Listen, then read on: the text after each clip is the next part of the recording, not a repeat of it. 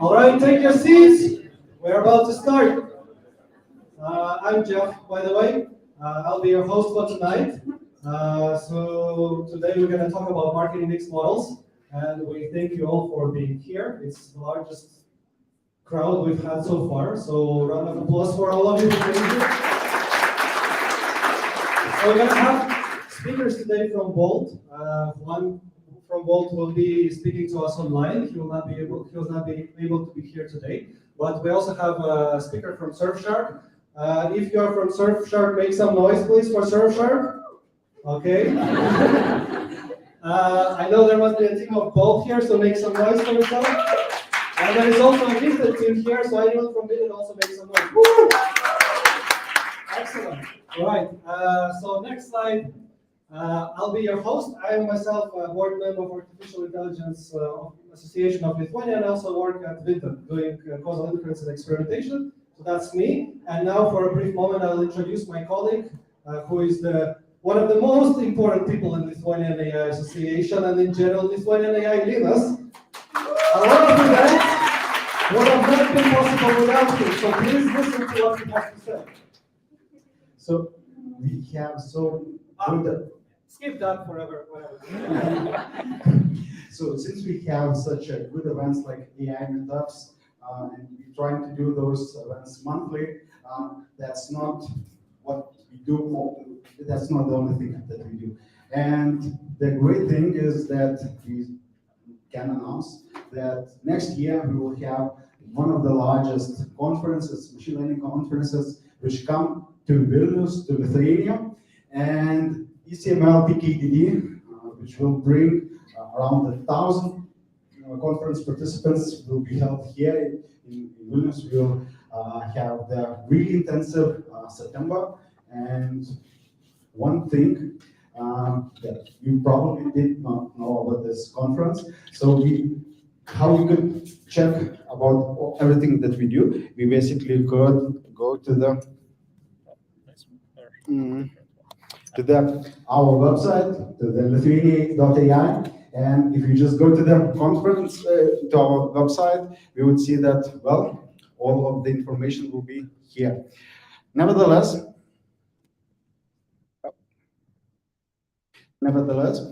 while the conference will be quite in the long term, so basically next year, we have another announcement that we will organize the third AI hackathon, basically in the middle of the May, and we will have like multiple tracks. We will have like competitions, like a Kaggle type competitions. We will have open pitches for the AI startups and the ideas. So stay tuned. And once again, all of the information will be available where? On our website,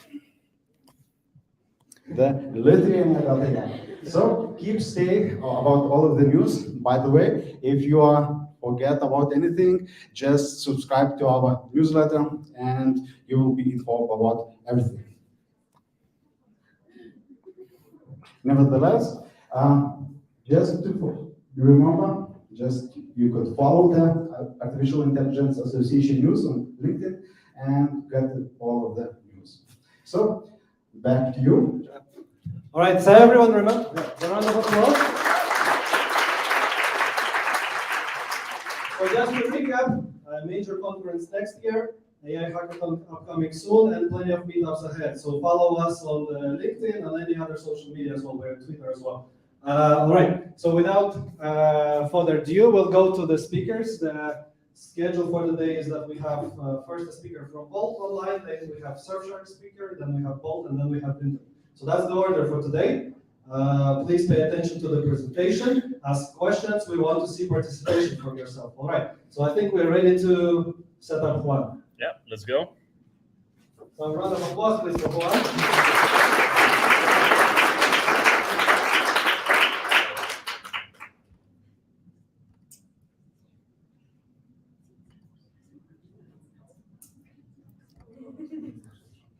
Yeah, please still wait. Patience. Yep. I think this is good. Hello, Juan. Can you hear us? Yeah, I can hear you. Can you hear me as well? Everybody can hear Juan. What about you guys in the back? Perfect. So All right. let's make Juan full screen. Yep. We're ready to go. All right. So should I kick it off? Yep. All right. Thank you very much for the invitation. I was hoping actually to be in town, but unfortunately I wasn't able to travel. But I'm very happy about the event and talk about these interesting problems.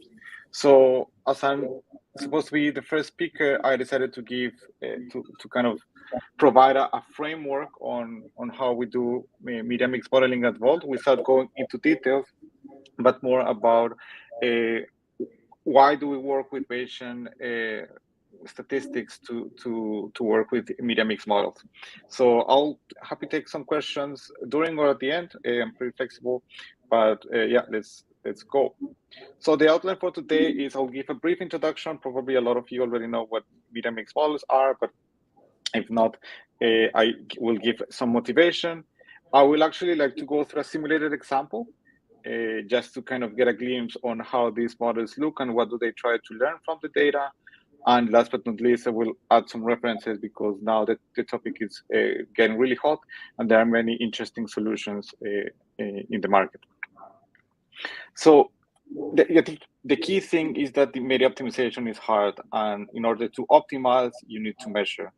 And this is a couple of examples that I found online about kind of companies realizing that they were having a really kind of ill-defined strategy regarding media spend. So we have the famous case of Adidas, on which they actually publicly said that they were over-investing in performance marketing, and then when they shift some of the budget to brand marketing, that was actually better for them while controlling bad kind of trends and seasonalities. This is also the case for eBay and other companies, which they, let's say, performance marketing is very lately attached to attribution models, which seems to be deterministic and pretty good, but of course they have their limitation. So it's not that these companies don't know how to do data analysis, it's that in general it's pretty hard. And media mix models are yet another tool to allow you to tackle this problem. So the first thing that we want to do is measure. So giving our target variables and various touch points, we like to see what's the effect and contribution per, let's say, media spend for different channels. And once we have measured this and have a kind of understanding from a modeling perspective, then we would like to see, given some business requirements, how we can optimize that. So it's really about media optimization, but we have to be able to measure. And kind of in the core of the measurement, media mix models, as we see it, is not kind of the model that gives us the solution, but it's something that has to be tied with attribution and with experimentation. I recently, or last year, gave a talk about how we do certain offline campaign analysis at Wolt. It's available on YouTube, so check it out. I'll send the slides so that you can click on the links. But as of today, we'll focus on the media mix modeling component. One thing that you often read is regarding MMMs is that this is in essence a linear regression model, and it is, but you cannot simply just dump every kind of data that you have and hope for the best. One of the things that you have to do as a modeler is to understand the causal effect. So we need to draw the DAG, so to say. And in the context of causal inference, it means that you need to draw your kind of causal connections. And based on that, let's say once you start with that, we can actually build one or various stage of the media mix model. And this DAC is not going to come from heaven or from the data, but actually it's where kind of the business knowledge and the domain expertise come into play. So this is a little example on which you have, for example, a target variable that is conversions, and you have certain channels like TV, you have Facebook, and you have in the middle Google search. So if you spend some you have some TV campaign or Facebook campaign, pay social, this might trigger some interest of your product, let's say on Google search. And you have seasonality affecting both search, the conversions, and let's say Facebook paid search, just because this is kind of a bidding system, whereas the TV is not affected by seasonality because this is something that you buy from the media agency. So if you would like to add estimate the contribution of TV or Facebook into your conversions target, something that is not going to work is just to put everything into the model, just because if you put search into this, let's say a regression with these 4 terms, it will kind of mask the contribution of Facebook. So, and as people say, you don't need to be clever about it. Once you have the DAG, there are systematic ways of actually asking a program, hey, which are the covariates that I need to control or add in my regression to have appropriate estimates. And let's say in this little toy example, when should it include a kind of search in the regression, but rather deliver out and model search in a different way. So, and what I've seen recently, or like the last kind of months and years about MMM, is that people claim like it's going to solve all the problems and it's just the way to go and it's just easy. And they draw a lot of insights, but at least in my opinion, there's a big difference between talking about MMMs and actually trying to do and work on them. I think I found them particularly tricky, but also challenging and interesting. So what I would like to do today is kind of set a ground base for the discussion and also kind of give you a hint on how to draw the owl with some existing techniques that we're working on. But I think this one is the most important slide of my talk. And the MMM is going to be useless if you don't combine it with both strategy and education. And it's not going to be perfect. There's going to be a lot of kind of expectation management, a lot of data cleaning, a lot of data collection. And the modeling part, I'm showing this kind of a trace plot from a Bayesian model. It's absolutely useless if you actually don't work this in a strategic manner. So, which is actually the hardest part in these projects from what I've seen. Also, regarding the data collection process is pretty tricky. So we're going to talk today about the easy part, which is actually the modeling. But if you have to take something from you today, is this message that you really need to think about MMMs as something to make decisions and which you need to map with strategy and education. So there are many types of approaches to MMMs, from pure machine learning and kind of trying to get explanation through Sharpie values towards also the direction of Bayesian modeling. So I'm going to present today one approach which we found to be very effective and also flexible enough to kind of iterate on the approach. So one of the things that we like about Bayesian modeling is that this could be up to debate, but let me just skip over that, like a transparent interpretation of probability. And in addition, we will not talk much about p-values, but we have something very explicit, which are probability distributions. There's also something very interesting, which is the uncertainty quantification, and uncertainty should be kind of aimed in the sense that point estimates just tells you part of the story. And uncertainty quantification within the framework of Bayesian modeling can actually be very good if you kind of map this into the optimization part, where you really want to estimate what's the cost of changing your media spend.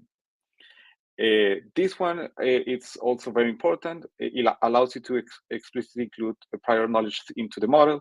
And what I mean by that is that in the Bayesian framework, you have kind of 2 components. You have the prior specification and the data. And the prior is something that you input into the model before seeing the data, and it just kind of constrains or gives some common sense to the model. And this is very useful because sometimes we don't have a lot of data.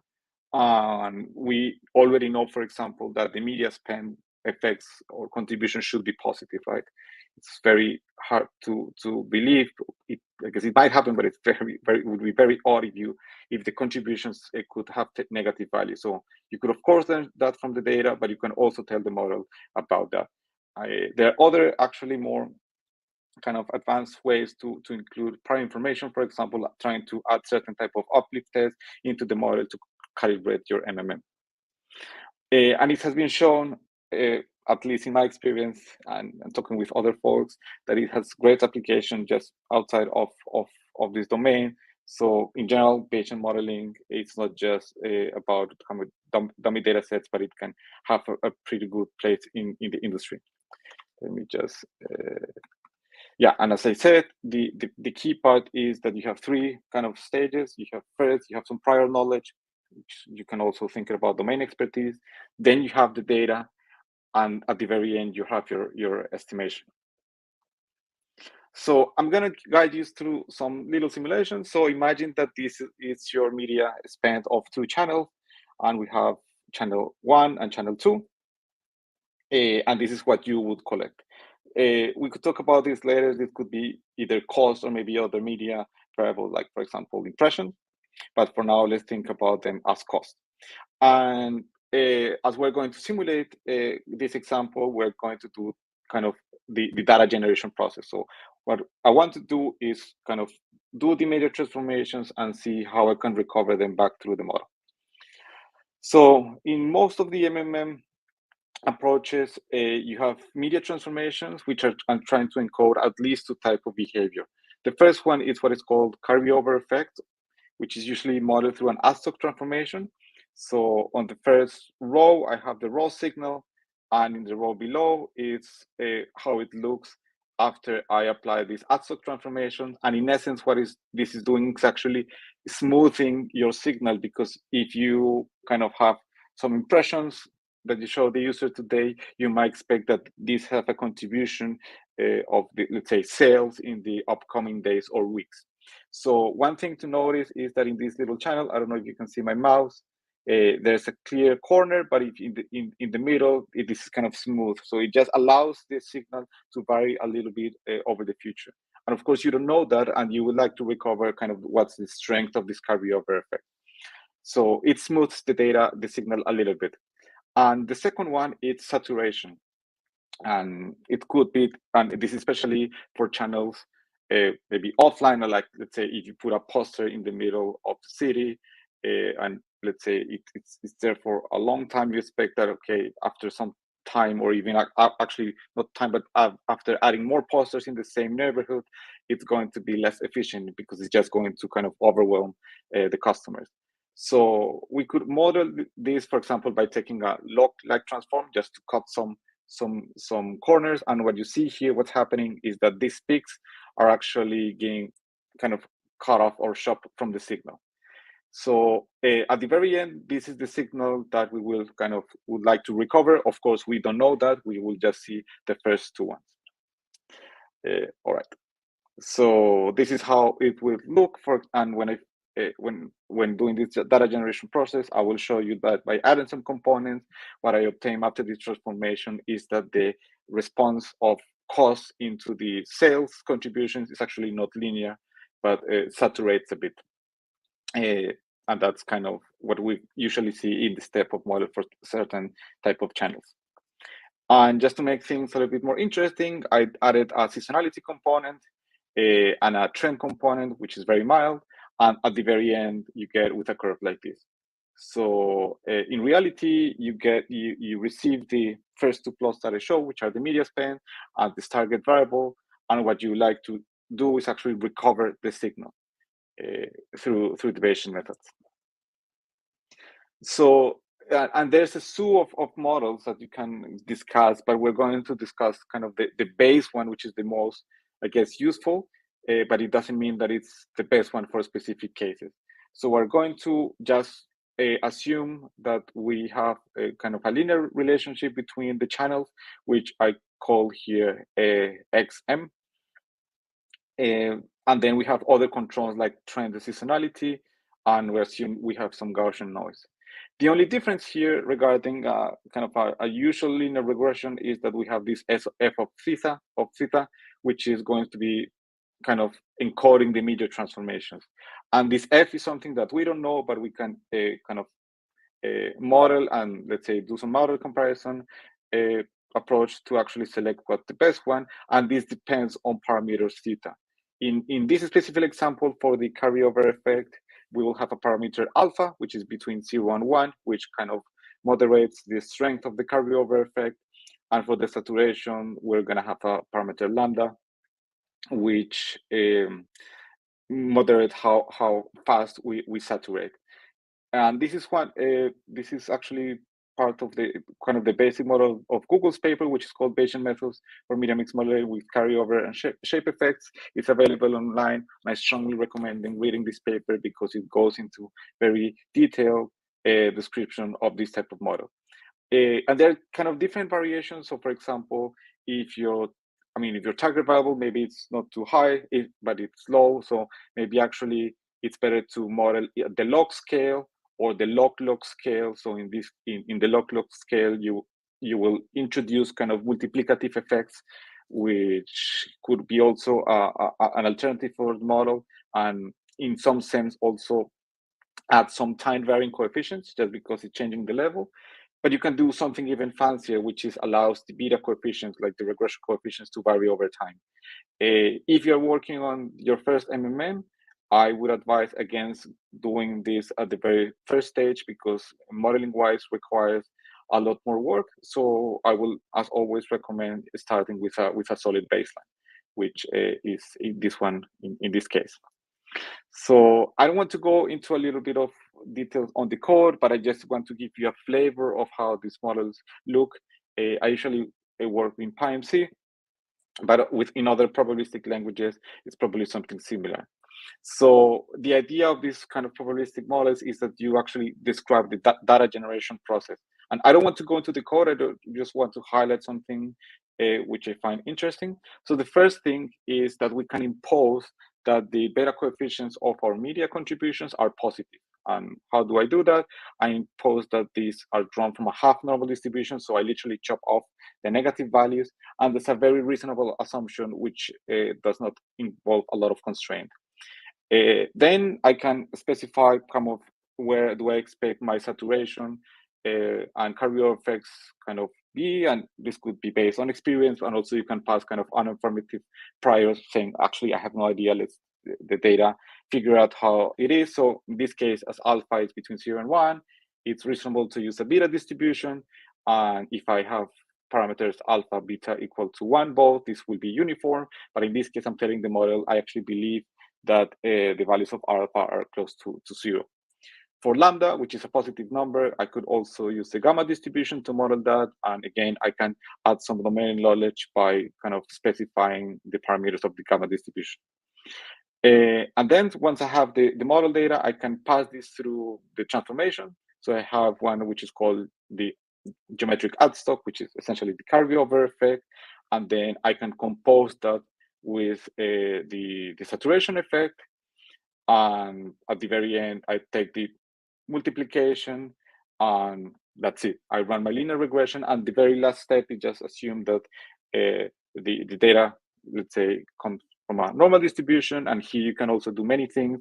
For example, if you have outliers, you can use a student t distribution to account for this, to make the tails a little bit fatter, or even a gamma distribution if you want to model positive values. So this is just to give you kind of a feeling on how these models could look in practice. Yeah, this is just a visual image of how this looks. Again, you can read it from top to bottom, where you start from your parameters that you want to learn, and you can push this down through transformations, add everything up with some seasonality, some intercept, and just define this as part of the likelihood function. And what you get out of it once you run the model, which in our case, we run a full MCMC sampling procedure to just estimate also the uncertainty behind the distribution. You see that we actually recover the seasonality and trend components, which are kind of encoded in what we call this control distribution, which have a little intercept. And the rest of what is not explained by seasonality, or let's say by control, and the intercept is what we allocate to the media contribution.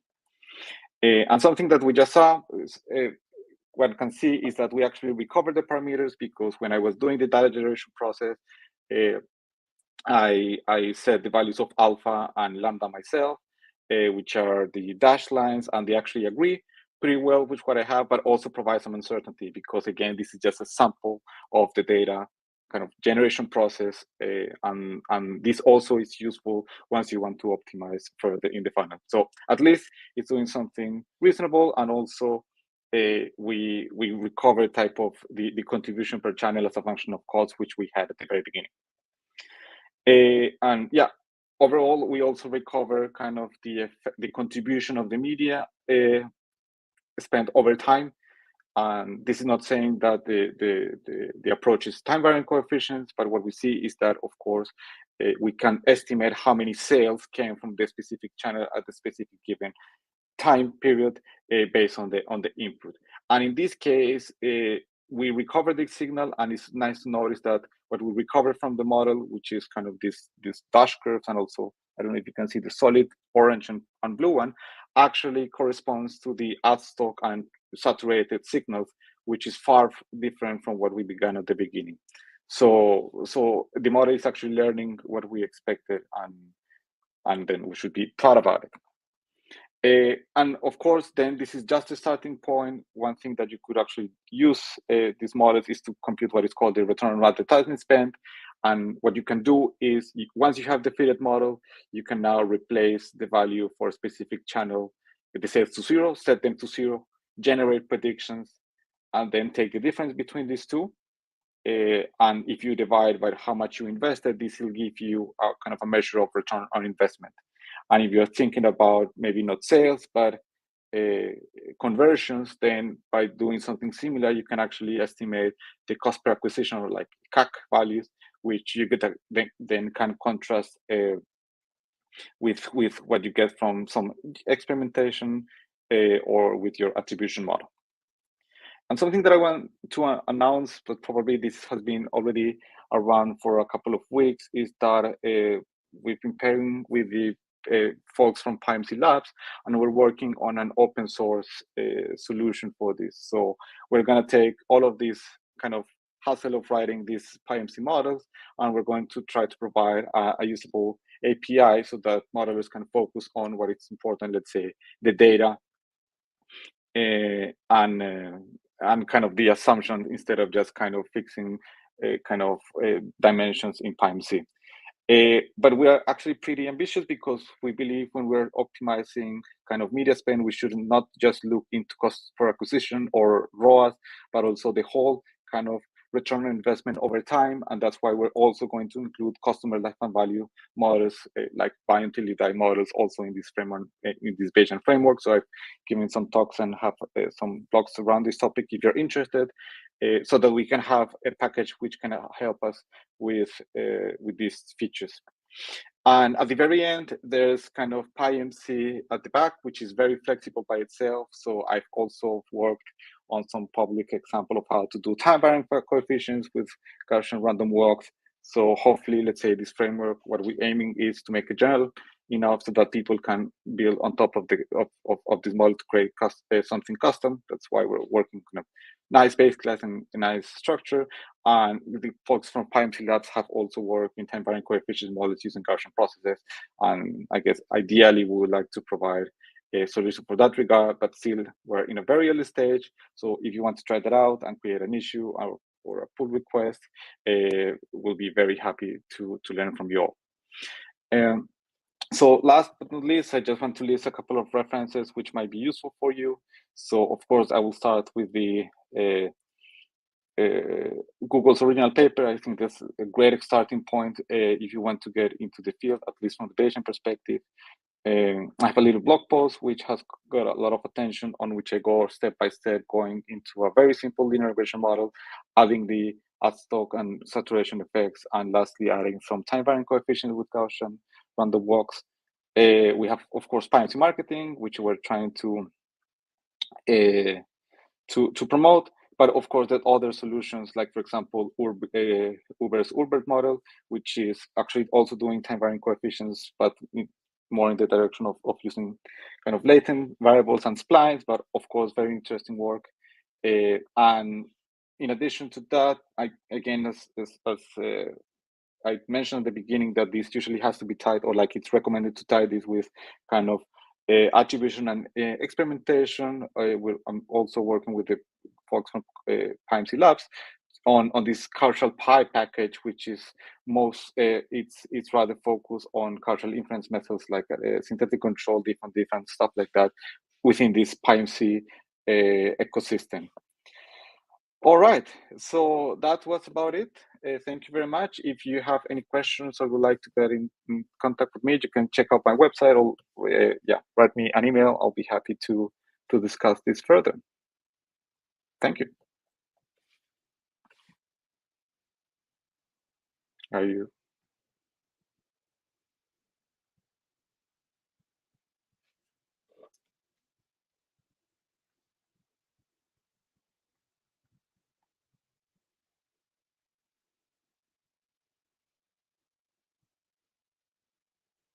Hello?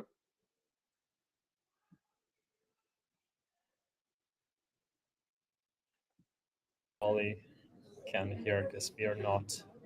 Now should be fine. Did you hear me? Can you hear us? Yes. Okay, excellent. We had a bit of a Did you sound hear the problem. talk? Yes, we did hear the we did hear the talk. Because there was a dark screen and I felt very bad because okay, but okay, good. Yeah. So other questions? I will raise your hand and I'll bring the microphone to you. Okay, excellent.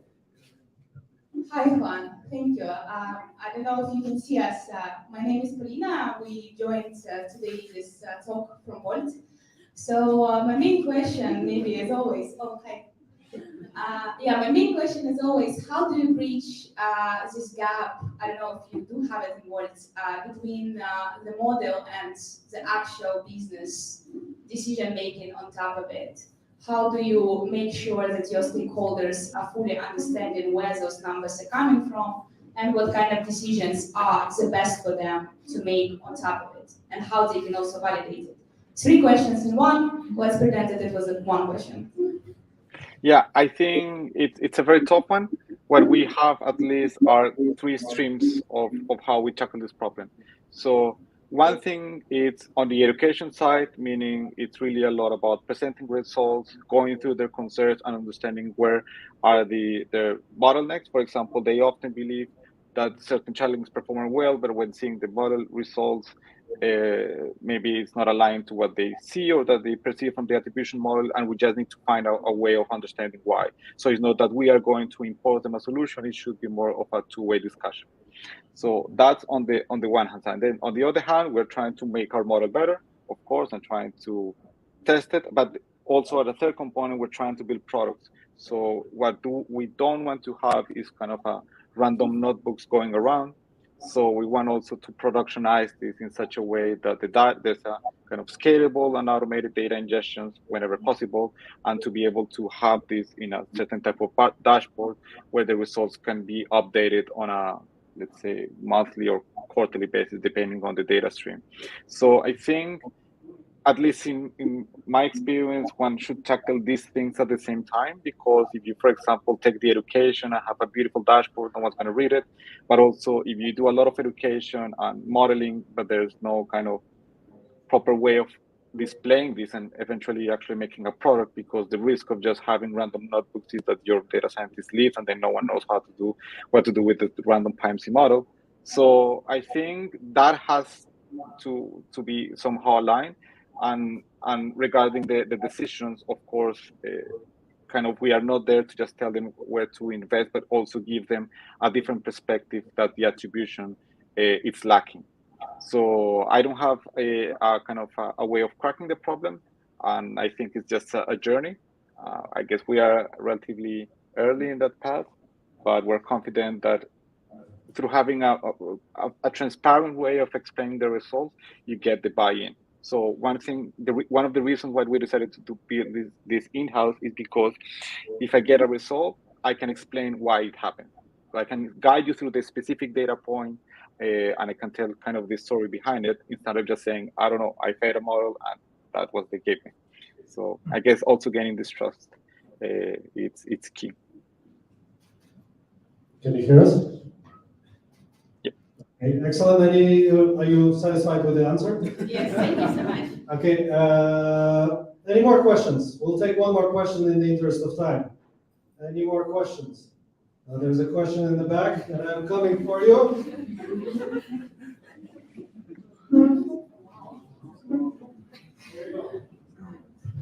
Nice. So hi, my name is Vaidus. Thanks for an awesome talk. I had a question around where variation in ad spend per channels come from. Because I really like how you talked about drawing the full causal graph. So first thing that comes to my mind is if we start using this to make budget allocation decisions, aren't we introducing biases? But that's second part. First part is where does the variance come from? Hey, can you explain me again what do you mean about the variance? So basically, to estimate parameters of this model, the budgets we spend per each channel need to vary over time somehow. Yeah. Yeah. So where does this variance come from? So usually, let's say you have a kind of budget allocated to channels, and you put that into platform, let's say Facebook or TikTok or so on, but that goes over a kind of a bidding system on impressions. So what you see, the fluctuations on the data usually comes from how many impressions were displayed, and you don't have a lot of control because this is kind of a bidding system. So one of the problems that we often encounter is that let's say we put budget into various channels, and let's say by changing seasonality, so let's say we decrease during summer or increase during the fall, so there's a lot of multicollinearity. So in reality, you see all of these kind of channels going up and down at the same time, and that's really problematic. So one thing that we try to do there is to kind of constrain the priors a bit and also regularize, but also strategically what we could do is actually tell the marketing managers to increase some variation, meaning, okay, let's pause, or let's say they spend on this channel or decrease a bit while we continue with other, and then do it the other way around, so that we can get more variation from the data and we can model that better. Where's the tricky part is that how do you tell marketing managers that you, for the sake of experimentation, you want to pay to pause or decrease your media spend, because their incentive is actually to create more or to bring more users. So there is this tension on which you would like to get some variation from the data and also not kind of stop the efficiency of the channel. I hope it answered the question. And regarding the causal graph, I think I'll need to think about it, because I know what you mean, but for now we're kind of simplifying that we have kind of direct paths and there's no cross channel at the moment. Okay, I think we're happy with the answer. And I think in the interest of time, that will be all with questions for Juan. And we're ready to go to the next presentation. But before the next presentation, just a round of applause for Juan.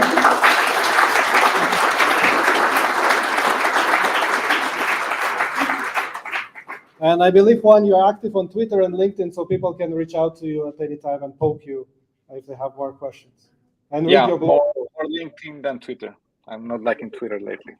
Okay, cool. All right, we're moving on to SurfShark, right?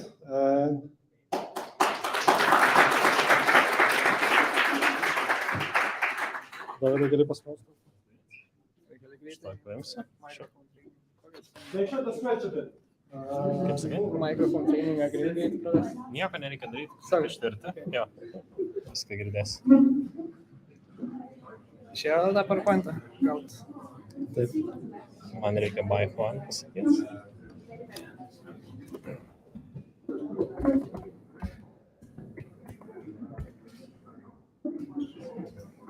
Drink a sip of water, relax. There was a math equation. It's not terrible. Everything is fine. Šitas tavo teisingai? Yeah. Already? Reikia padaryti, kad tu matytumės. Dar sorry, 1 second.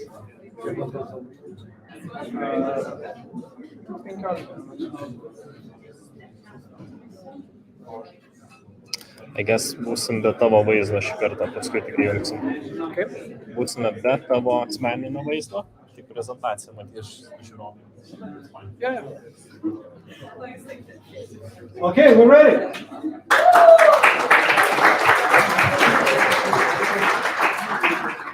So, hey guys, I'm Marius. I'm a data scientist at SurfShark, and before becoming a data scientist, I was actually a math tutor. So, and I really love to teach students in a way that they come up with ideas on their own. So I hope I make you come up with a method that we use to solve our offline campaign impact problem. So let's familiarize with the business problem. So our brand team has run several campaigns, several offline campaigns, and basically we do not really have a method to track whether the user came from the offline campaign. We tried coupon codes, but it doesn't really work. So, okay, sorry. And how would we solve it? And maybe anyone have any ideas how do you solve a problem to see whether the event have any effect? Anyone? Yeah. Okay. So I would go on to answer this question myself to be A/B test, right? Basically, we have a something control group and see whether the treatment group is any different. So, yep, that's it. Yeah. No, we do not really have a control group, right? So we can't run the campaign in the country and not run it at the same time. So, okay, so to me at least, the problem seems too hard. So I will go on to solve an easier problem first, and then I will go on tackling the harder problem and see if I can scale our solution. So here's our simple problem.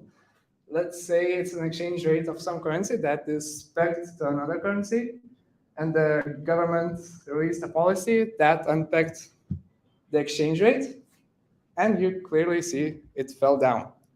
All right, so how do you measure the impact? Well, it's very easy. It would have stayed at the 1-to-1 ratio, right? Yep. So let's call our line that would have happened synthetic control, and the difference is our impact. Okay, easy problem solved. Okay, so let's move on to the harder problem. Now, let's say this is our sales of United States, right? Now the campaign starts, and how do we measure impact now? Well, we can try to draw a line, and it's not that great because we don't have much data really, and we couldn't argue why it happened. Why would we draw the line the way it should be?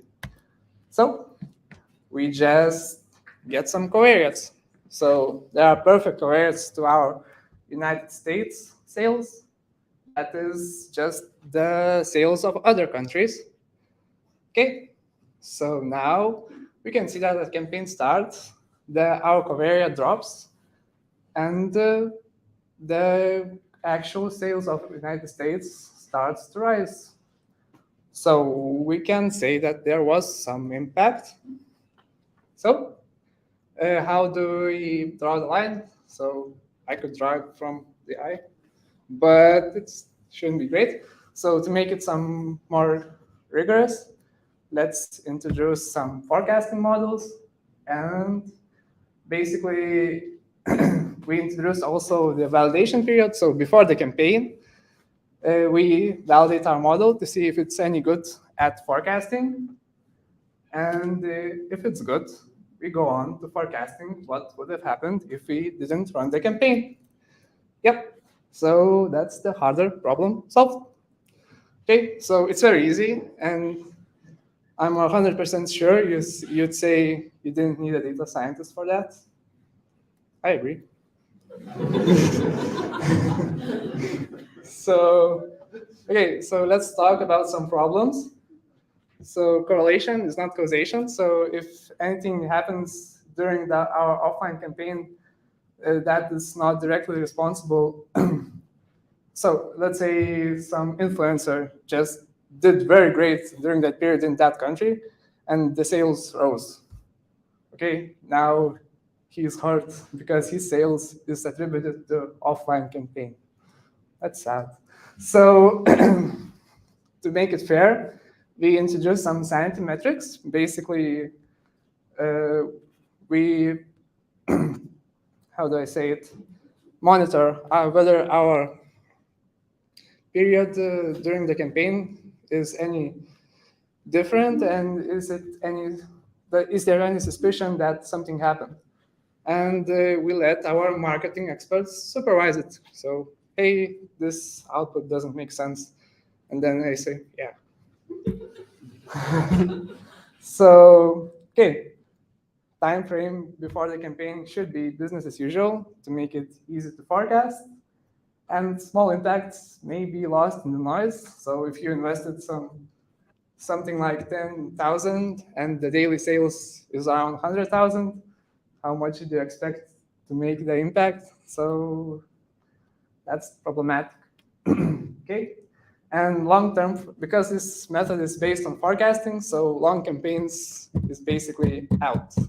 So this method is good for short campaigns, basically only. Okay, so we made the model. I wanted to make the model accessible to our marketing experts. So basically, we made a nice looking UI, I'd say, because I designed it. So yeah, I wanted to mention that we added excluded countries, because before I just basically made the model so the model could see all the data of all the countries, but there was a problem that some campaigns may be overlapping, and that would cause problems. Well, it would make the model more pessimistic, basically. Okay, so the output, I censored it because, yeah, I didn't want to show you the actual numbers. So what's next? So reverse uplift experiments. So basically, we now run some campaigns in some countries, in others we don't, and see how much of an impact it made. But there is an opportunity cost to it, because maybe we want to run the campaigns everywhere. So to solve it, we just do the opposite. We run it everywhere, and we don't run at one state, for example, and we measure how much money we actually lost. And we make an assumption that it's proportional to the money we made, and we can infer the results from there. Okay, so do you have any questions? Applause.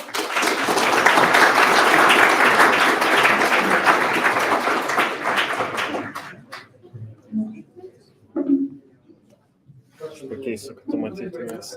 Anyone else have a question first before the Wolt team here? Okay, go ahead.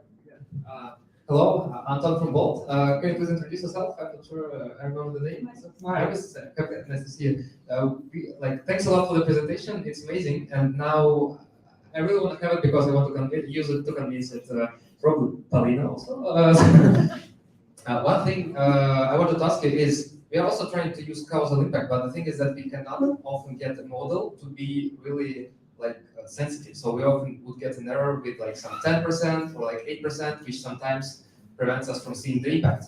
And two questions here. Do you have any specific stories or cases with successful uses of counterfactuals, of how you make them? And the second is, do you apply any sensitivity analytics before you actually launch the test? So is there any opportunity to check your time series, how good it is, and which impact can be observed after you launch the campaign? Thanks a lot. I appreciate it. I like where it's going. Counterfactual, sensitivity analysis. How many people are familiar with the counterfactual concept? Okay, explain counterfactual as well. Oh God. Exactly. Okay, so counterfactual. Now I'm actually scared. Whatever. So counterfactually, we just calculate what would have happened, right? It's what you mean. Okay. So yeah, everyone got it? Counterfactual is what would have happened if it didn't happen, basically. Synthetic control. Yeah, synthetic control, basically. Yeah. So your question was about confidence intervals, basically, right? Yeah, like, do you have any cases when you were successful making this, like, the most successful cases of counterfactual? Because you can make counterfactuals with different, like, you can use structural variables, make it out of discounts or other factors, where you could, for example, check Android and iOS. Yeah.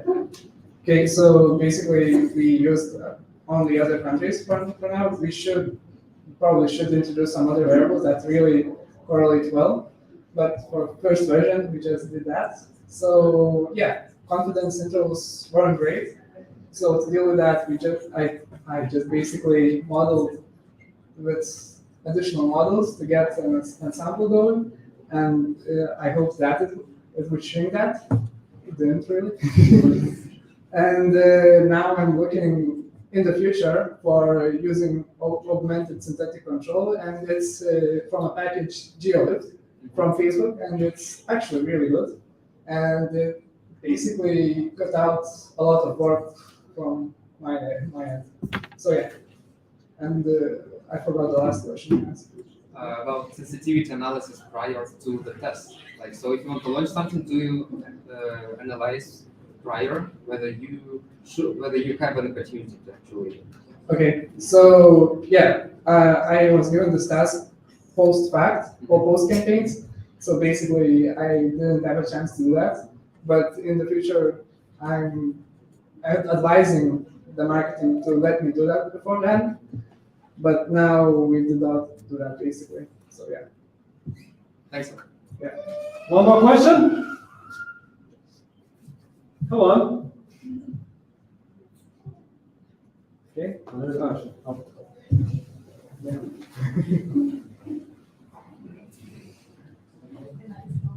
Hello. My question would be about the A/B test setup. Usually we assume that A/B groups should be equivalent in some way. So how do you make sure that the state that you are turning off marketing is equivalent to the other states, that the responses are the same?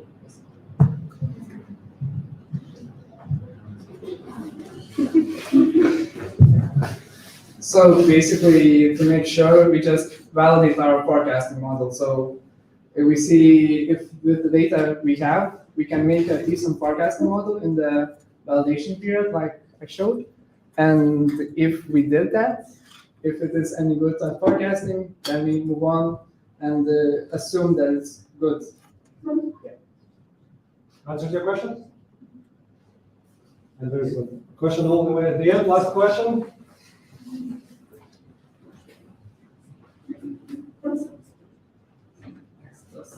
The way you described the models, it was like very simplified and, in my opinion, prone to noises and errors and randomness. What method you use to getting out of there and minimizing the errors?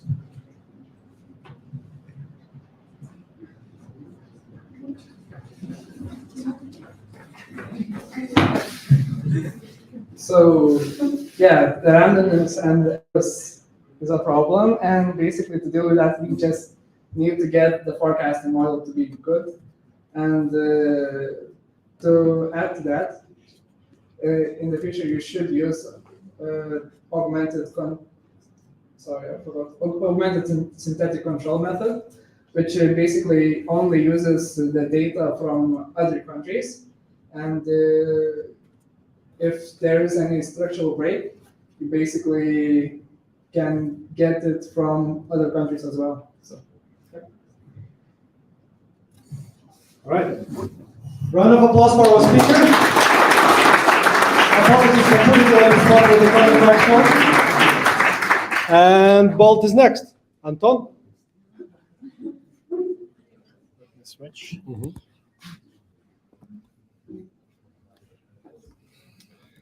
Stretch out a bit, have a drink of water. There will be Red Bull later as well for free, so there will be plenty of energy. I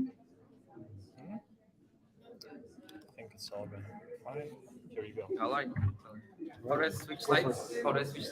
I think it's just. All right. Okay, cool. All right. More time to stretch. Everyone's No. No? A sip of water, straight now. Okay.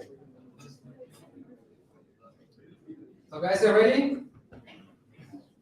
Yes.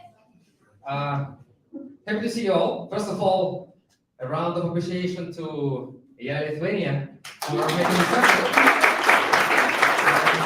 A round of appreciation for you guys because actually this is one of the biggest audiences I have had, and I'm actually surprised in a good way to see that so many people suffer from the same problems that we do. I thought we were alone. So yeah, thanks a lot for coming, and this is I'm very happy to see. I was very happy to hear Marius and Juan, by the way, who set the bar of the presentation. So I will have to actually also be good. So I'll try to. And so just before we kick off, a quick question. We came from Estonia today, and Estonia is actually moving towards car-free. So do you guys think Vilnius is a car-free or car-crowded town? Those who think it's car-free, please raise your hands. Well, I think that Vilnius should be going to a good direction anyway at some point. But why I'm asking about this is actually because we care about this as Wolt. But since I've been working here, I care about this. So our mission is to make cities great again. Not great, but green again. So basically, what we want to do is we want to give the cities back to the people. And we want to get less cars and develop infrastructure like mobility services, delivery, rentals, scooters, whatever, which will help people replace cars and actually, in the end, let us use less cars on our way. But to do this, we'll also need some marketing, and in Wolt we've got quite intensive and exciting marketing programs. So, we are working for 40 plus countries and 400 plus cities, which is quite a lot, I think, quite impressive. We have multiple business verticals, like food, like ride-hailing, like scooters, everything you want, probably something else in the nearest time. And we've got plenty of marketing and acquisition happening. So basically, we needed all to spread the word. We need marketing to catch up with everything happening. So basically, we do lots of digital and brand channel marketing. Digital mostly because digital is something that you can actually easily track. Is something that we use attribution recently, and it's something that you can actually. This is something that is actually really accessible. And what we do is with our performance marketing is mostly acquisition driven. So we use performance marketing for acquiring new users. And getting them to continue ordering with us. So these things are important. Why? Because when we work with so many countries and so many cities and so many verticals, you cannot just build a model, like an MMM model for one market. You want it to be scalable across all of that, all of the verticals, all of the countries. In other cases, it doesn't make much sense. So yeah, why we need MMM? I think it has been discussed pretty much. So we have all of the same reasons, but I'll just remind you a little bit about them. So we've got plenty of attribution and tracking problems right now, like AT&T, iOS 14.5, like Google Privacy Sandbox. You all heard about that. So growing non-digital and upper channel investments. So in Wolt, we develop our marketing landscape, and we are not only trying to do performance ads, but we also try to do branded out-of-home, probably TV at some point. So we are trying to develop our approach to advertising and marketing in general. And also the problem that I think Juan mentioned is that attribution is actually measuring very often contact, but not impact. So basically, you very often can have your ads shown to the whole city, and then they all will be attributed. So the whole city will be attributed to your ads, but actually brought no impact. And this is why we need MMM, and this is why we're interested in incremental sales. We've been using Robin as a working framework recently, but after actually Juan's presentation, I'm not sure, because I think I'll need to keep in touch and probably swim over the Gulf of Finland to get some of Juan's experience in PIMC as well. So why we like Robin? Because it does all the job for us, right? So it solves most of our requirements out of the box. It has all of many of the features that, for example, Juan mentioned in the previous presentation. It's about ad stock carryover. All of this is included in Robin. It is well documented and supported, by the way, and it has a very large and growing community. And please raise your hands, those who have been using Robin. not that much. I really recommend because actually, like, if you try Robin and if you want to get some support, you can really write to Facebook, like to Facebook Open Community of Robin, and you can very often get a free response within a day from a developer. So if somebody from Robin developers will be watching this, huge appraisal. So Robin is actually a very cool framework to work with MMM. And this is like some output of Robin, which gives plenty of insightful information. But if you wanted me to show you the main picture and the main graph, the main output of MMM, it's actually this one. This is the response curve. Like,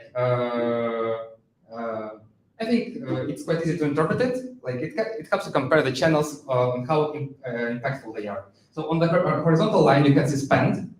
And on the vertical line, you can see response. So basically, the more spend you, so basically, it helps you measure how much response you get with any additional euro or dollar spent. And of course, we are interested in getting the most response from the least spend. And this is why we are interested in the steepest curves, the curves that grow the fastest. And we're not interested in curves that grow there. So basically, if I was working with this model, I would choose to work with the channel, which is the green line. Yes, and each line actually depicts a channel. So, all right.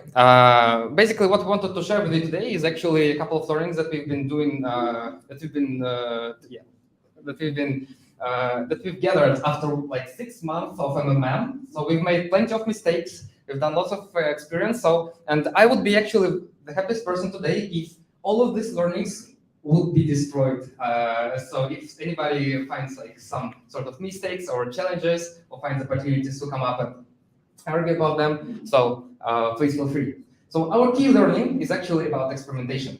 And we think that experimentation is actually a very important thing. You remember Juan was talking about PyMC, and he was talking about priors.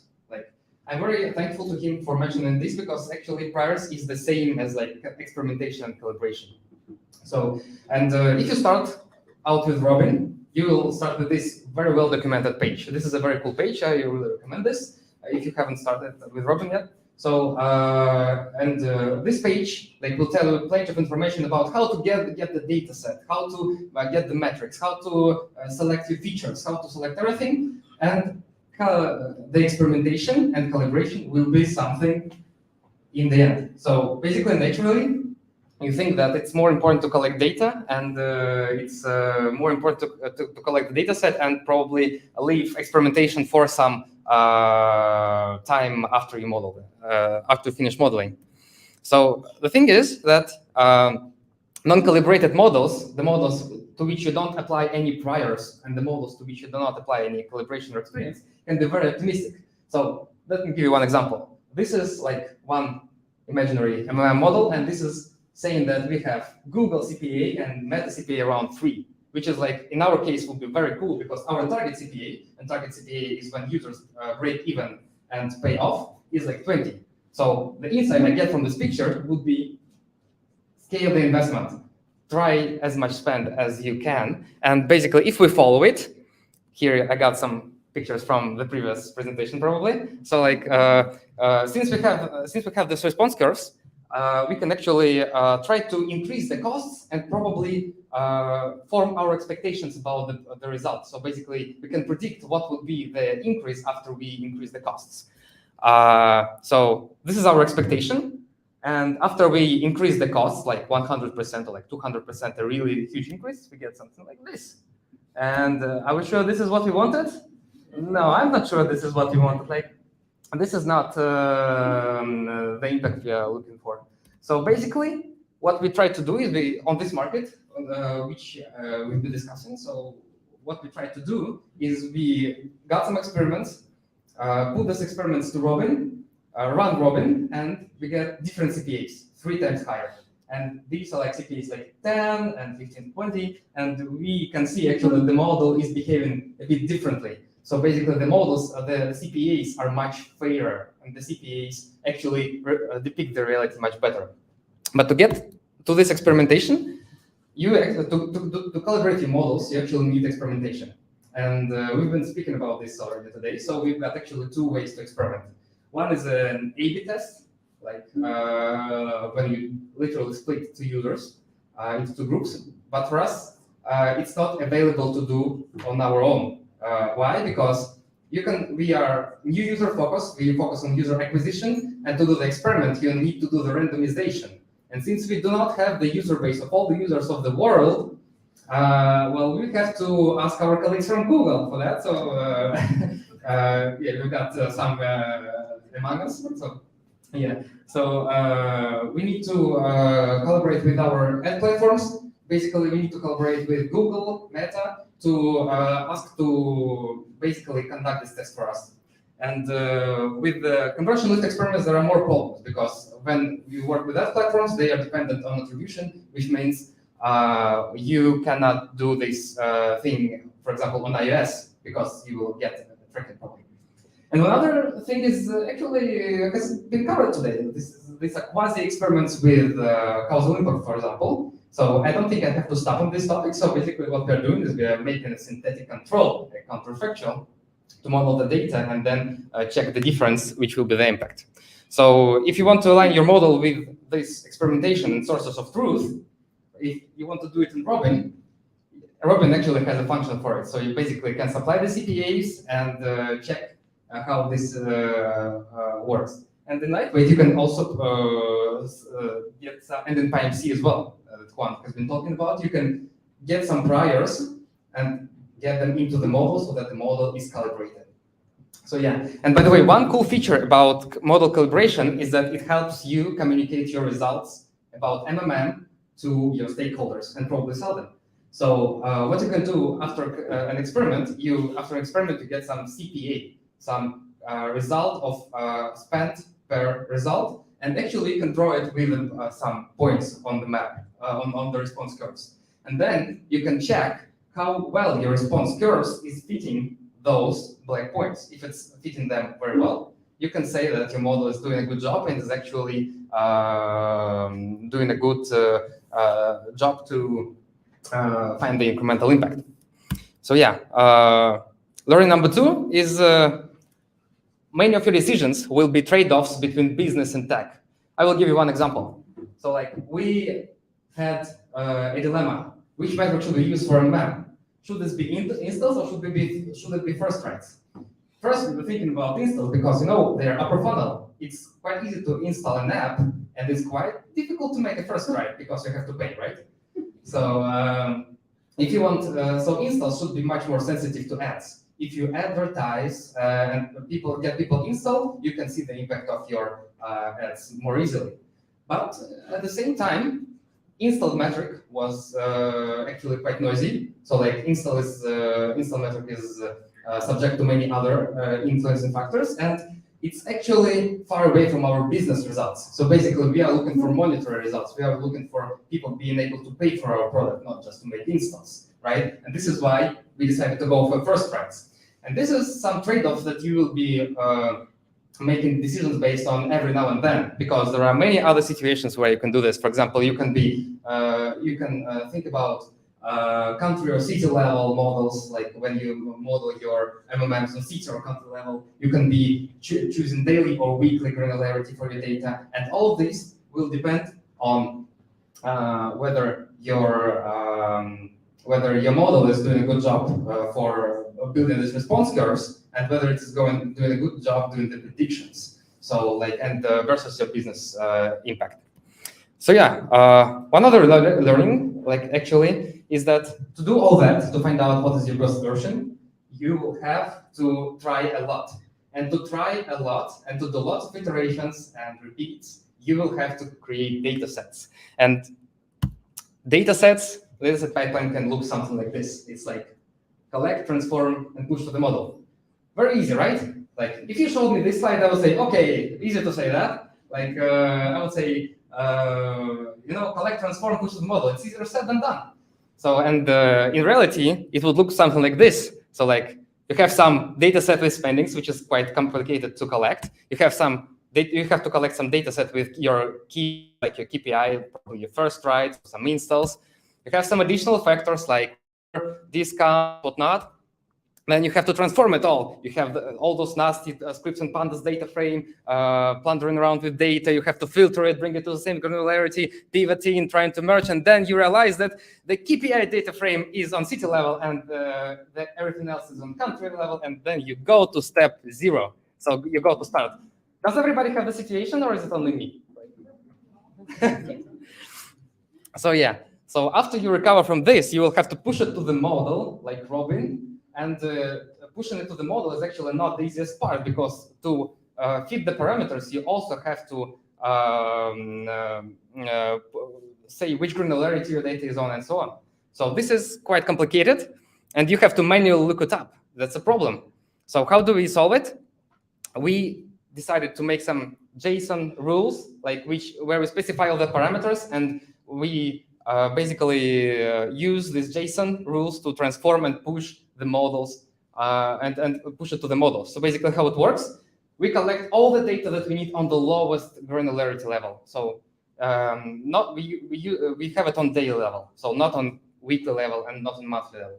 We have it on city level and never on country level, for example. And after that, we specify like a JSON rule. So what are our dependent values, what are our geo names, geo levels, platforms, whatnot.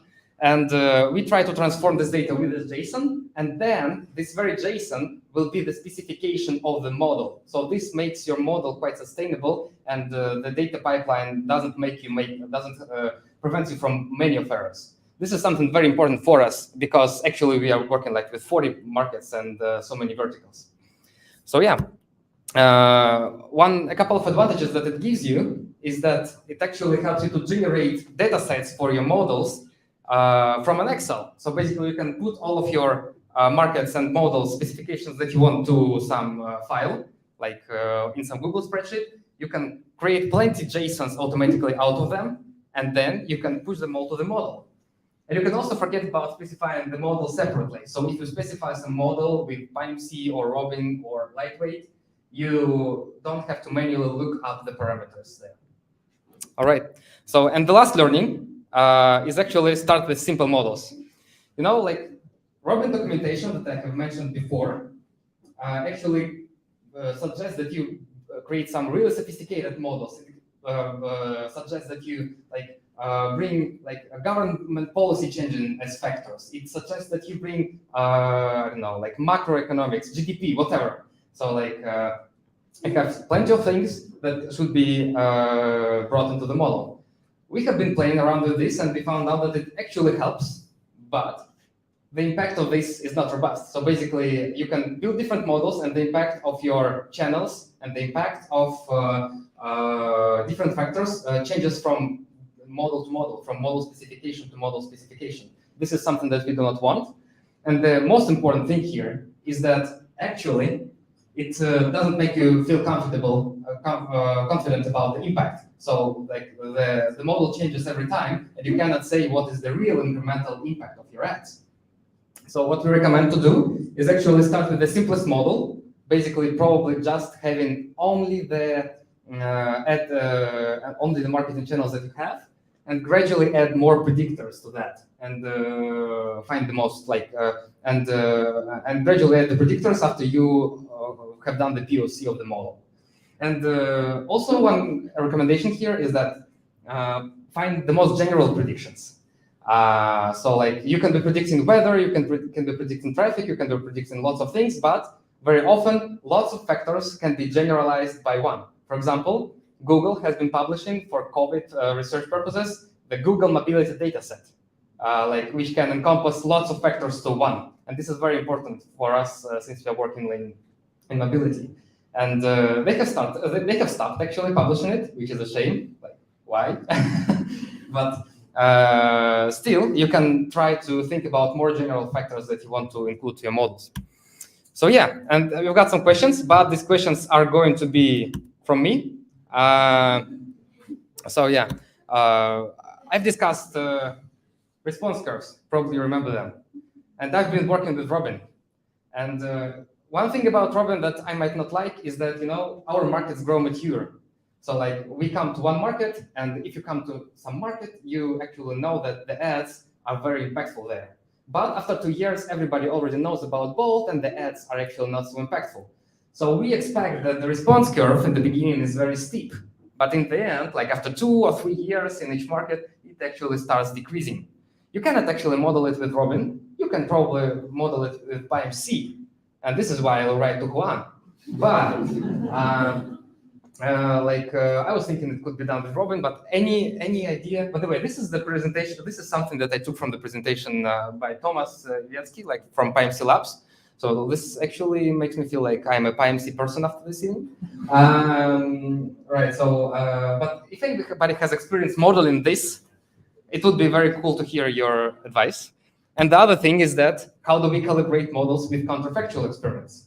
You know, very often frameworks like Robin would have calibration, which is like A/B test based. So basically, one group sees the ads, the other group does not see the ads, and then you get some impact, and this impact should be brought into the model. But what if we are spending some, I don't know, 1K euros, and then we increase it to 2K euros, and we want to measure the difference between this change. So basically 1K euro already had some impact, and 2K euros also will have some impact, but this impact will be different. It will be diminishing because of the response curve is actually showing like the response curve is diminishing.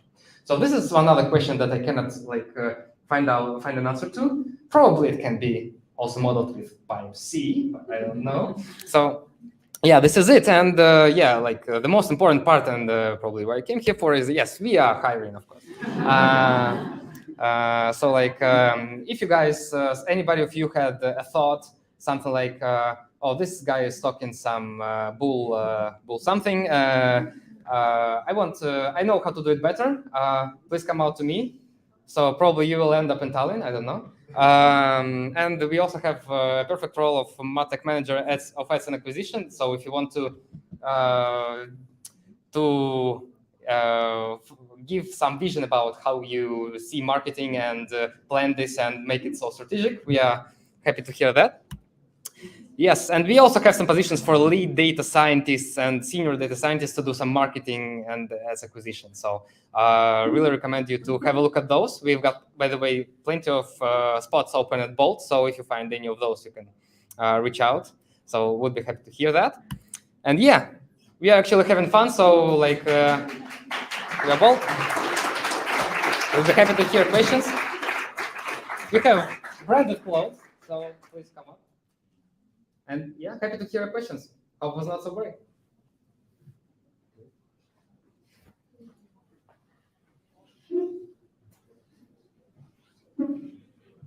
Hi, thank you for your presentation. I would like to ask how your marketing team is using your results and utilizing the results, and have you validated your model outside this framework? Perfect question. Yes.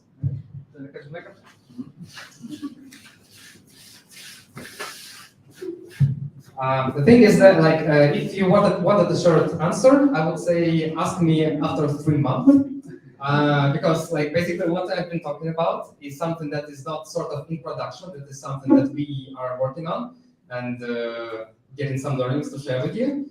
And one thing I wanted to share actually is connected to the question which was asked after the first presentation. What we are actually doing right now is we are generating variation for our data. So basically we have lots of history of our ad spendings, and sometimes the data set doesn't have a lot of variation. So sometimes we did launch a lot of experiments, and this doesn't let our models be calibrated. And this is why we also don't want to trust the models that are overly optimistic or not calibrated. And this is why what we do is we go to our ads teams, marketing teams, and say, hello, can you please decrease the ads today? And they're like, of course we can. So this is what we're doing. Yes, and then we try to analyze what happens. Basically with all the opportunities provided for conversion lift testing and causal impact, synthetic control testing that we do. Because basically the key learning was that we need sources of truth. Models without sources of truth can optimize probably to whatever, especially if you give lots of degrees of freedom to them.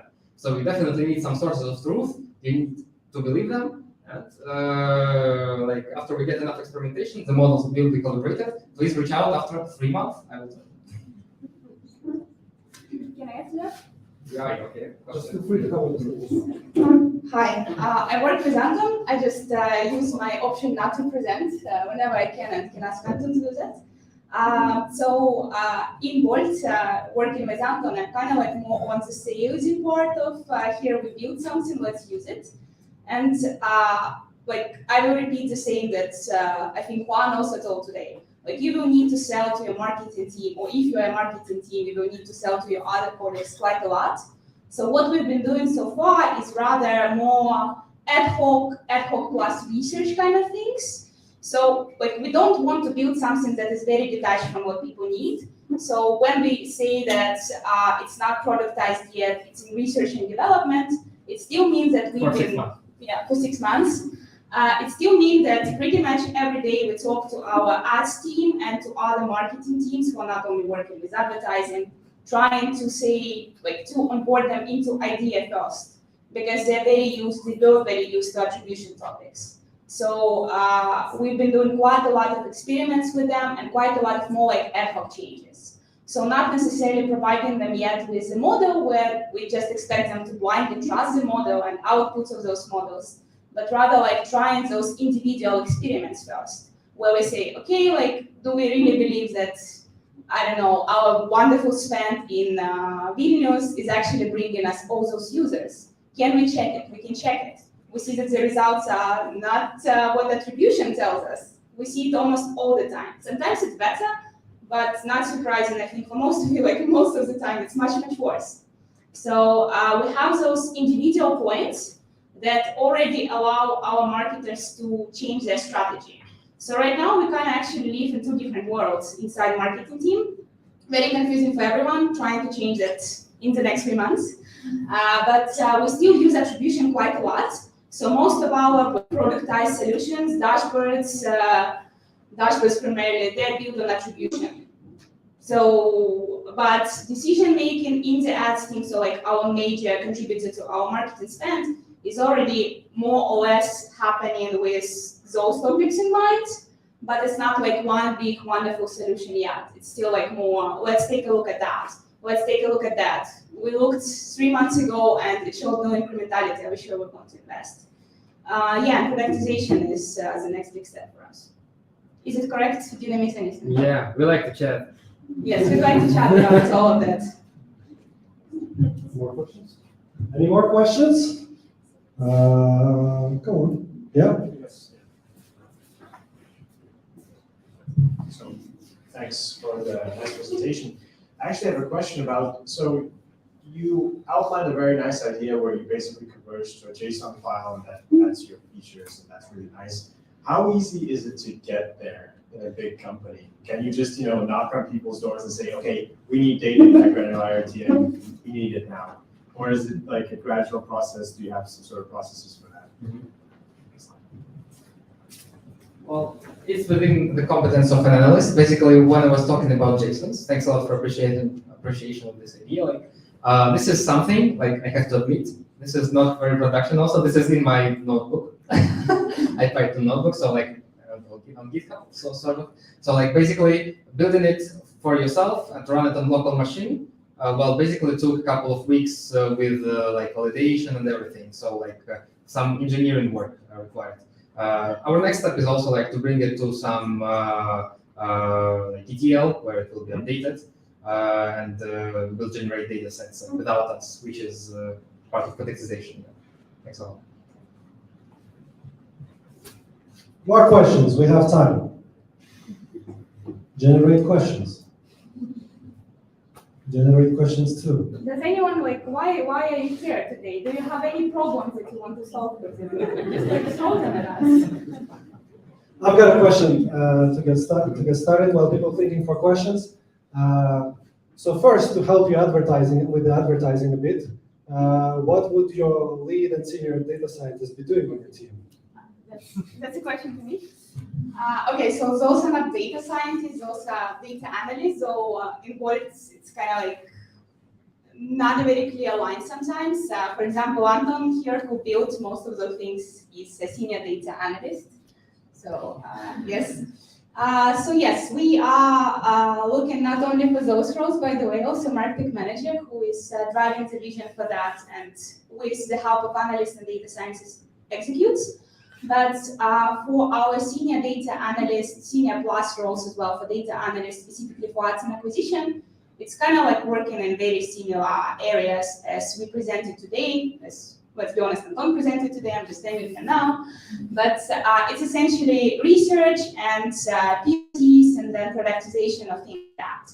We have lots of questions that we don't have any remote idea how to answer right now.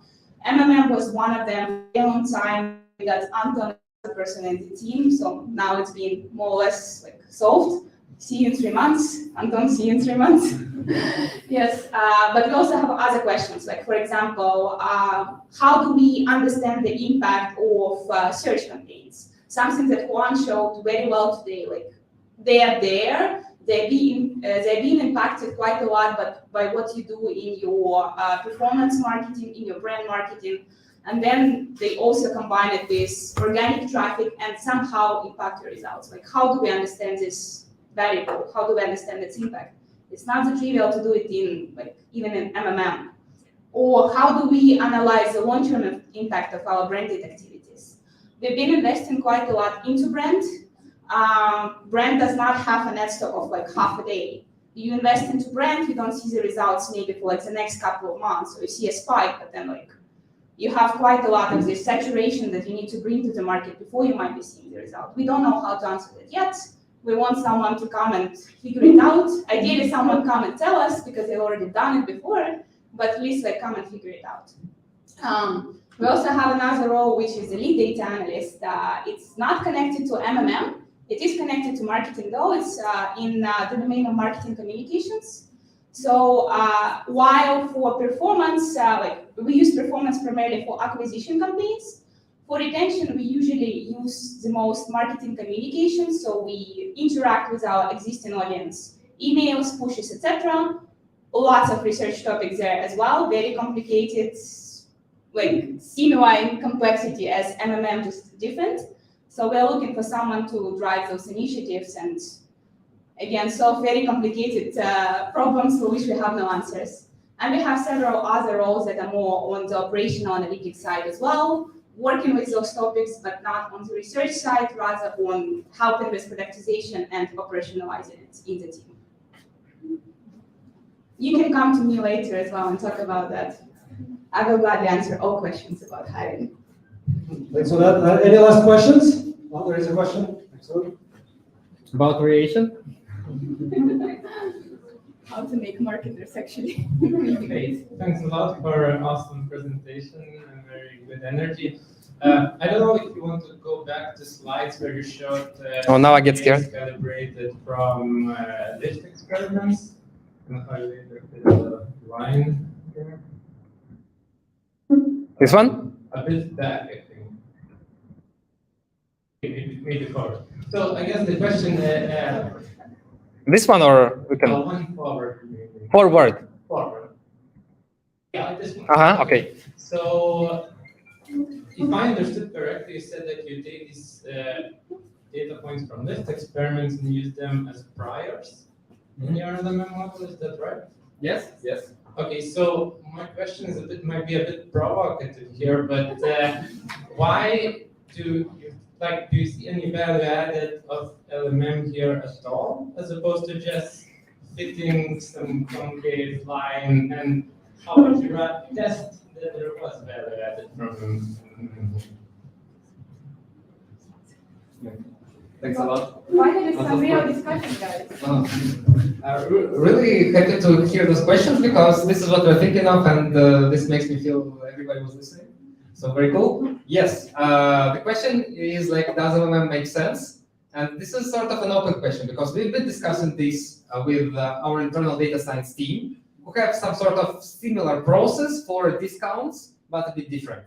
And basically what they say is that if you have plenty of experiments and you have plenty of points for the data, you can actually just fit them and this will be your incremental impact. Probably one day we will come to this, but right now we don't have those experiments. And they say that one option to still get some data and get some insight about incrementality is actually using the data, the historic data, so that it's calibrated using the history. But ideally, probably we could come at some point to a situation where we don't need a historic data set. We just have experimentation. I disagree. Okay. So yeah, I mean, like this is an open question, but it totally deserves attention, and this is what we are talking about. So the question is, why do you need the model? Like, do you need to answer for now, for when you're running the experiment, or do you need to actually account for the fact that tomorrow is a new day, new seasonality, and maybe different interaction between your channels? So like, if you assume that everything else kind of stays the same, right? We don't invest more into a sudden like new brand channel, whatnot. It's not summer where sales are dropping or rising or whatever else. Like, yeah, it's cool. Like, we can just run experiments, but you do have all of those factors. So ideally, you need to take them into account and not just. So that's why I did agree with Anton. Like, experiments are going to be a major contributor. That's at least what we saw for ourselves. But if you want to go further and like for Wolt's volumes and investments, it does make sense to go further. We would still prefer to fit it into like something slightly more elaborate. You see, like the gap here. We need to bridge it, but yeah. Next time, somebody please bring a presentation about that so we can convince Paulina. Wow. Okay. Good. Round of applause for our speakers.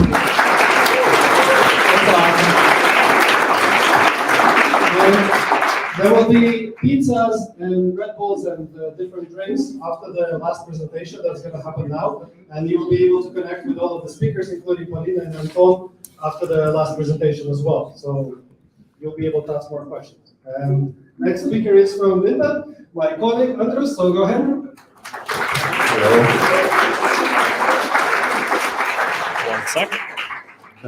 One sec, pabandysiu padaryti, kad tau geriau matytųsi. Tiesiog just wait a bit.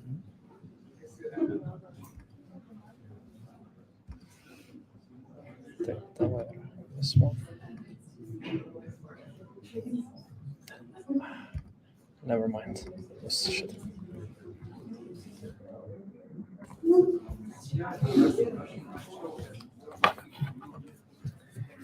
One sec again. Hello, everyone.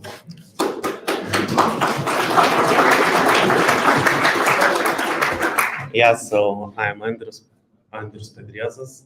I'm data scientist in Vinted. And yeah, today I'll present you what we are doing in Vinted and how we are measuring marketing campaigns.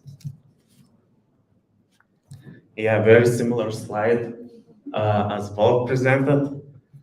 Yeah, so we currently are operating in 19 countries. And for us, media mix models are a crucial part because we are investing a lot of money in marketing. So we need to know how to invest, where to invest, and in which channels invest. Also countries, in which countries we need to invest. So that's why we build media mix models in our own company, and I'll present you how we are doing it. So let's say we have one of a metric that we are interested in. So let's say it's acquired users, and our goal is to say what are the main channels that brings people to our platform. From here, we cannot see anything. But if you look into media spends and compare it with one of the metrics we are interested in, so acquired users, you can see clear correlation here. So we can think that we can do something with that.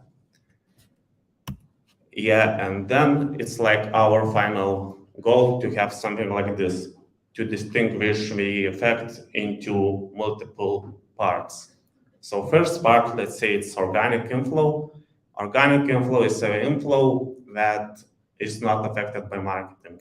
So if you don't have marketing campaigns, so we would have level of users, as you see in the beginning from 2017 to 2018.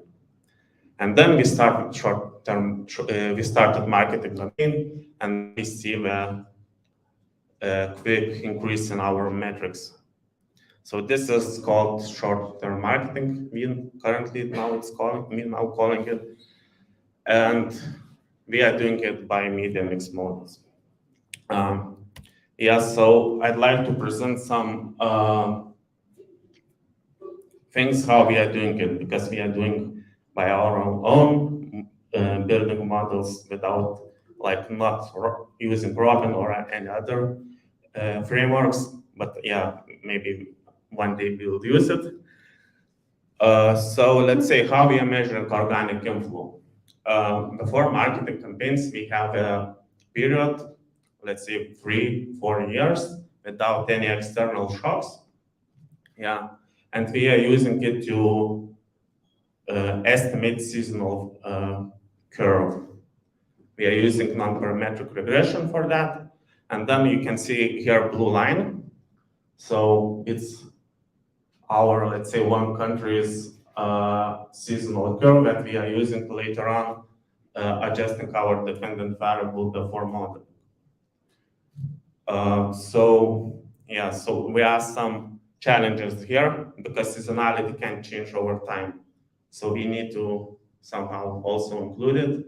So there's an open question. We are doing it with some dummies, with additional data.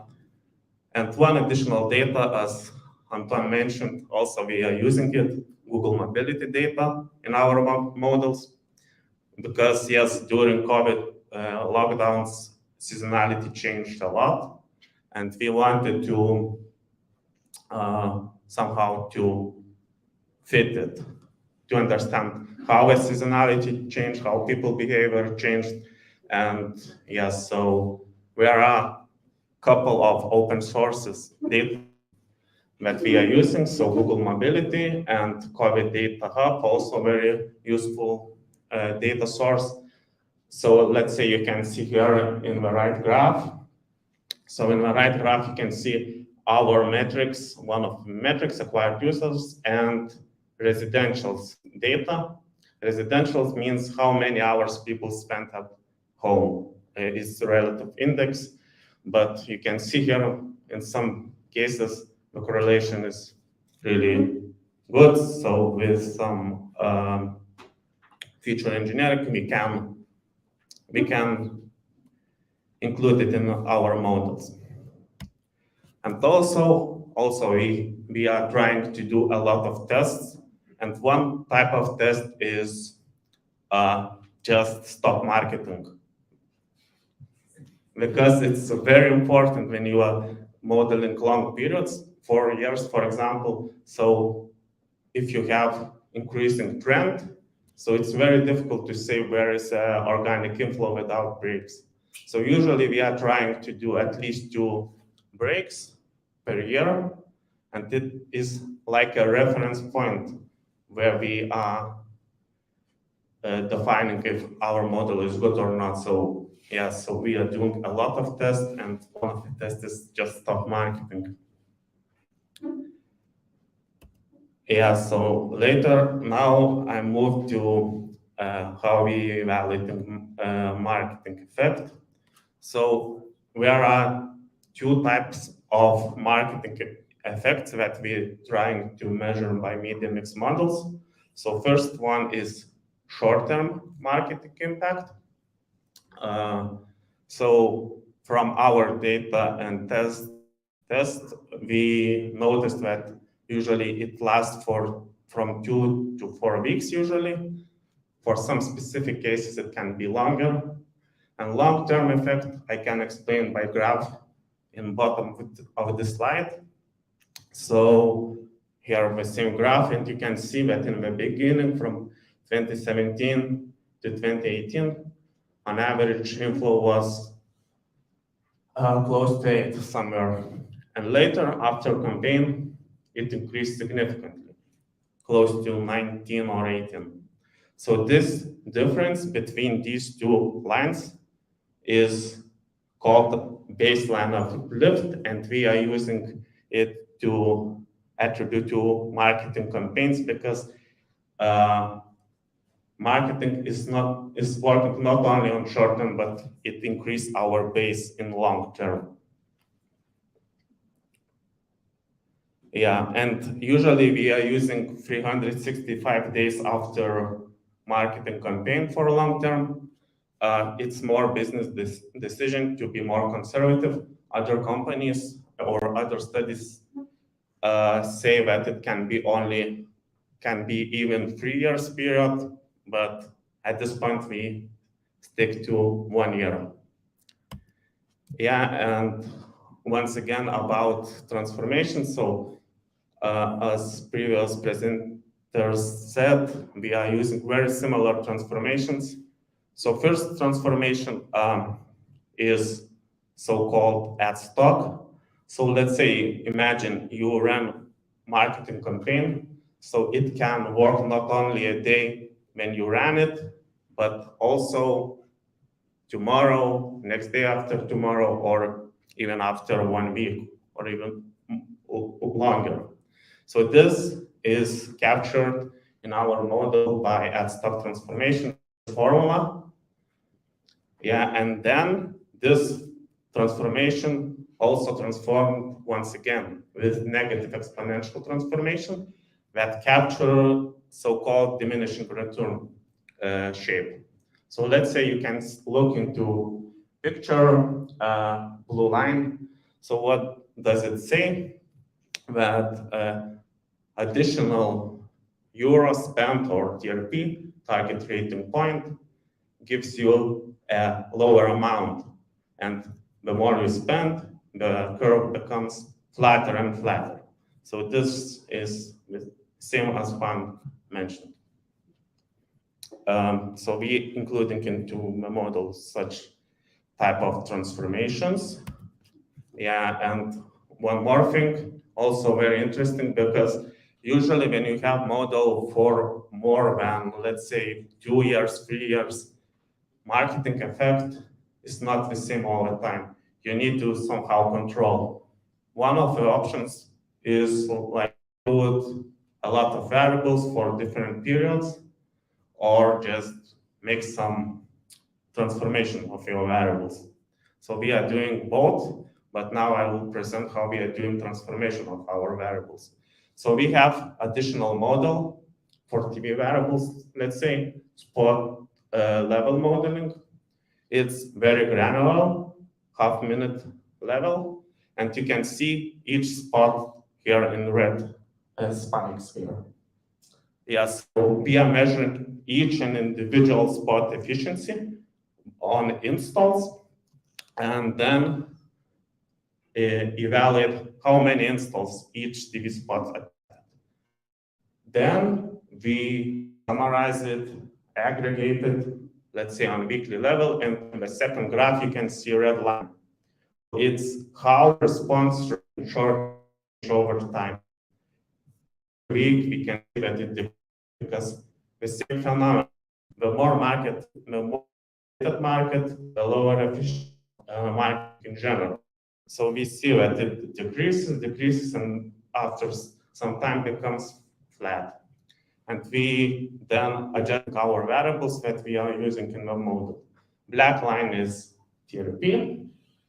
So we are adjusting TRPs by multiplying it with red line, and we get variable that we are using in the model, so blue line.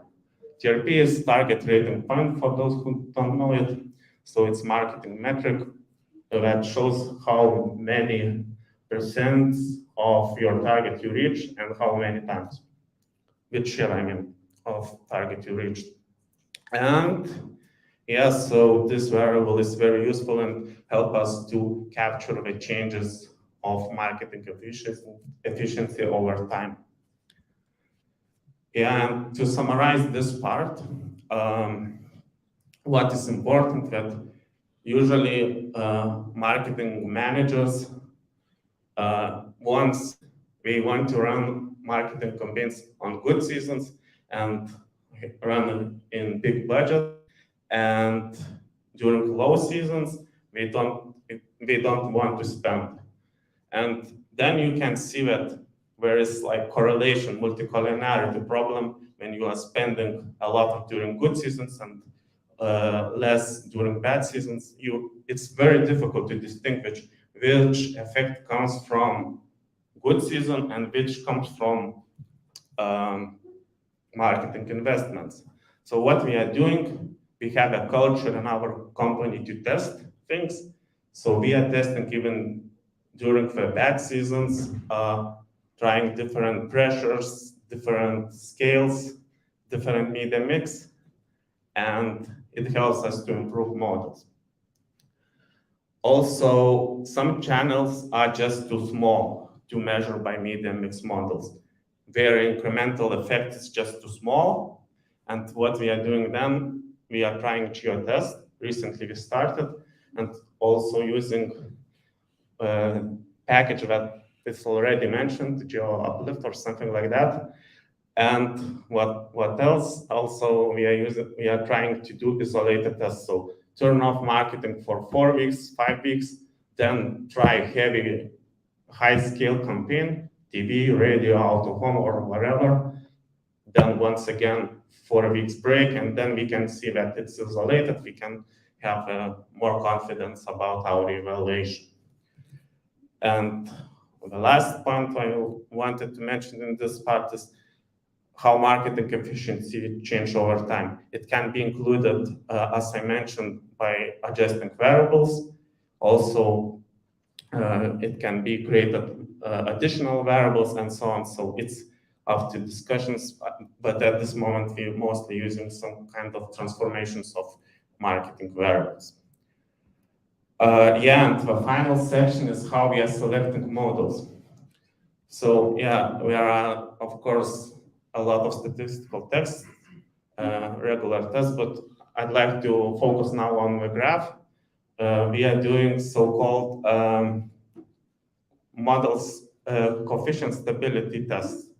So what we are doing, we run same model with same variables multiple times, only changing the range of dates.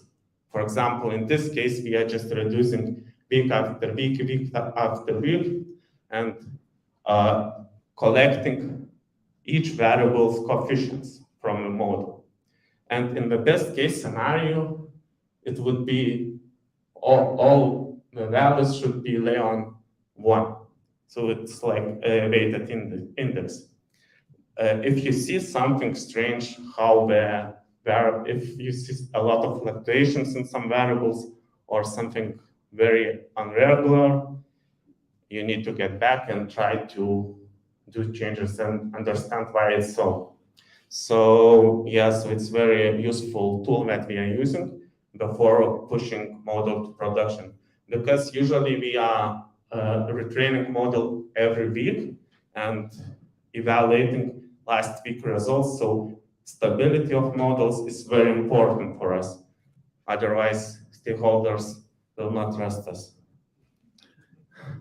Yeah, and also we are looking to residuals. So here you can see seasonality of residuals, 6 years of observations for each day in the left picture. And if we notice something strange, here I plotted it, highlighted in light blue areas. So if you see something strange that residuals has some irregular patterns, so it means that we might miss some important variables in model. So also it's like very good check to do before pushing model to production. So to summarize, I mostly covered most of these, but it's very important to have good data in media mix models. Variation, as already it was mentioned here. So we are trying to do a lot of tests. We have so-called testing guidelines document with some kind of checks that people must check before doing any kind of test.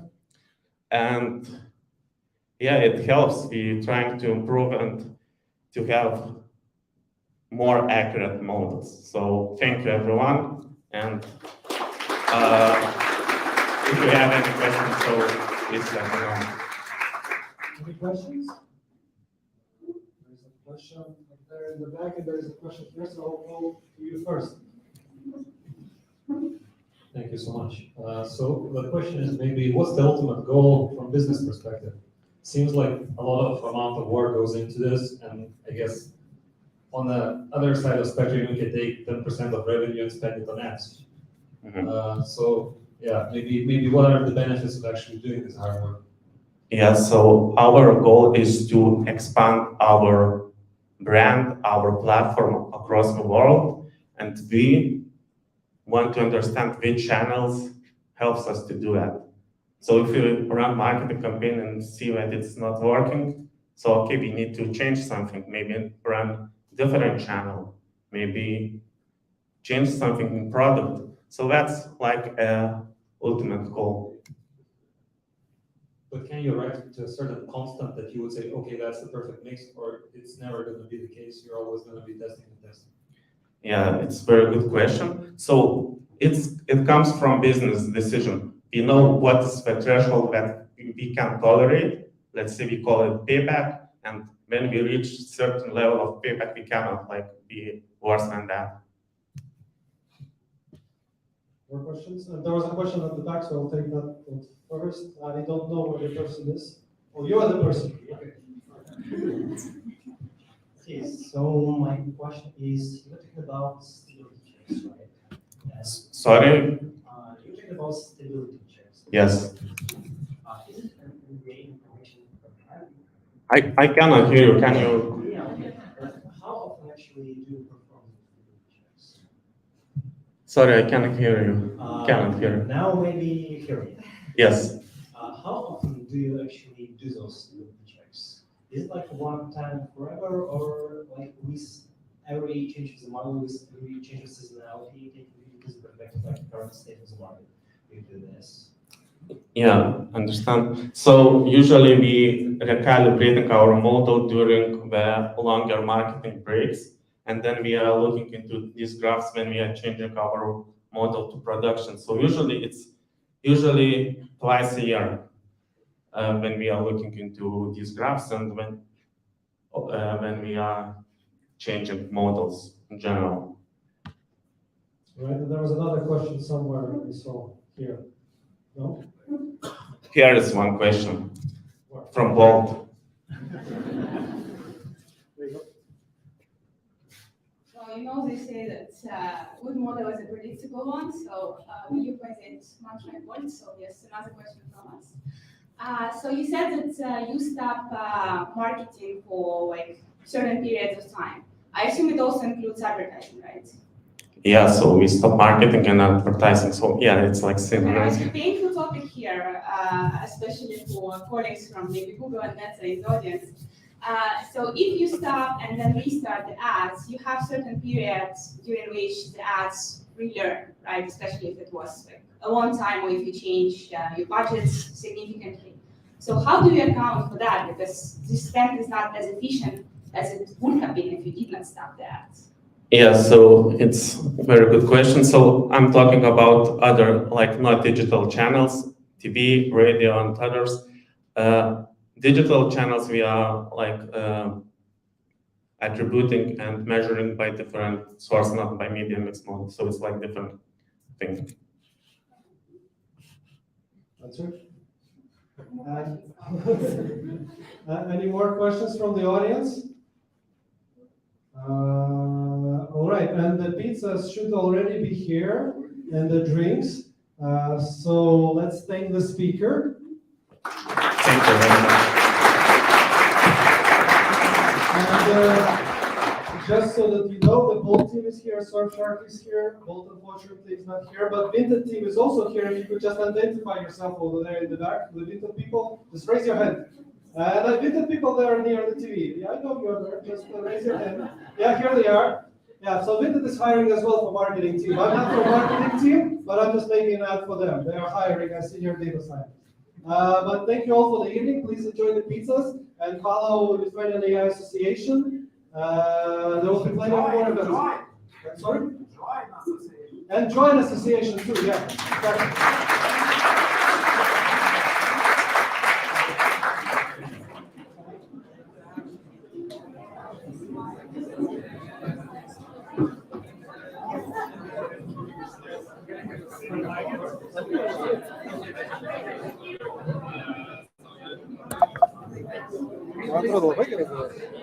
Let's turn this off.